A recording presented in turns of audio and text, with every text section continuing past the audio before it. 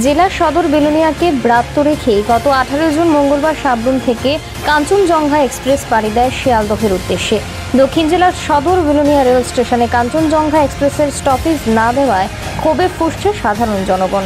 পাশাপাশি বিরোধী রাজনৈতিক দলও সরব হয়ে বিভিন্নভাবে দাবি জানাতে শুরু করে ভারতীয় রেল মন্ত্রক উত্তর পূর্ব রেল দপ্তরের কাছে। এই কাঞ্চনজঙ্ঘা এক্সপ্রেস যাতে বিলোনিয়া রেল স্টেশনে স্টপেজই দেওয়া হয় সেই দাবিতে শুক্রবার সরব হয়েছে রাষ্ট্রবাদী কার্যকর্তারা। এমনই চিত্র দেখা গেছে রেল স্টেশন চত্বরে। হাতে প্লে কার্ড নিয়ে রেল স্টেশনে দাঁড়িয়ে দাবি জানান কাঞ্চনজঙ্ঘা এক্সপ্রেসকে দাঁড়ানোর জন্য।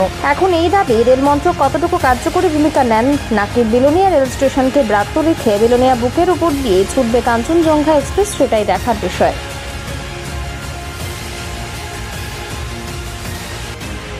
বোনরা আছেন, দাদারা আছেন, যারা অটো শ্রমিকরা আছেন, আমাদের দিদিরা যারা সামাজিক কর্মী তারা আছেন, আমাদের যুব ভাইরা আছেন, তো তাদের প্রত্যেকের একটা দাবি।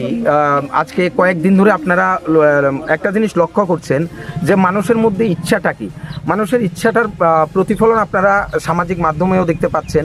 আর আজকে সচক্ষে এখানে বিলোনিয়া রেল স্টেশনের সামনে দেখতে পাচ্ছেন, আমাদের ঠিক পেছনে আছে বিলোনিয়া রেল স্টেশন।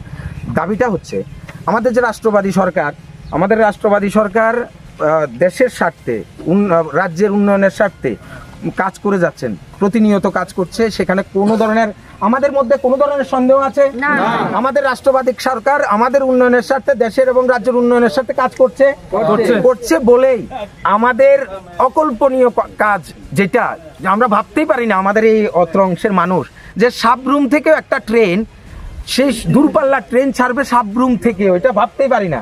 যেখানে আমরা ভাবি যে আমাদের গন্তব্য হবে দিল্লি, তবে যেতে হবে আগরতলা থেকে, আমাদের গন্তব্য হবে বেঙ্গালোর, তবে যেতে হবে আগরতলা থেকে, ঠিক কিনা বলেন?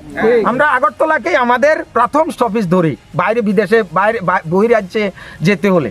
কিন্তু এই প্রথম আমরা পেলাম যে আমাদের দক্ষিণ ত্রিপুরাতেও স্টপেজ, মানে ফার্স্ট একটা ট্রেন দক্ষিণ ত্রিপুরা থেকেও ছাড়ছে। আমাদের খুব ভালো লাগছে, আমরা সবাই আনন্দিত যে সাবরুম থেকে কাঞ্চনজঙ্ঘা ট্রেন আমাদের রাষ্ট্রবাদী সরকারের যে শুভ চেতনা এবং শুভকর্মে সেটা ছাড়ছে। কিন্তু আমাদের একটা আবেদন আছে, আমাদের এখানে গুটিগত কাছে, কিন্তু আমাদের এই পুরো অংশের মানুষের একটা আবেদন, আমরা শুধু প্রতিনিধি রূপে আজকে দাঁড়িয়েছি এবং আমাদের এটা চলতে থাকবে যতদিন না হবে।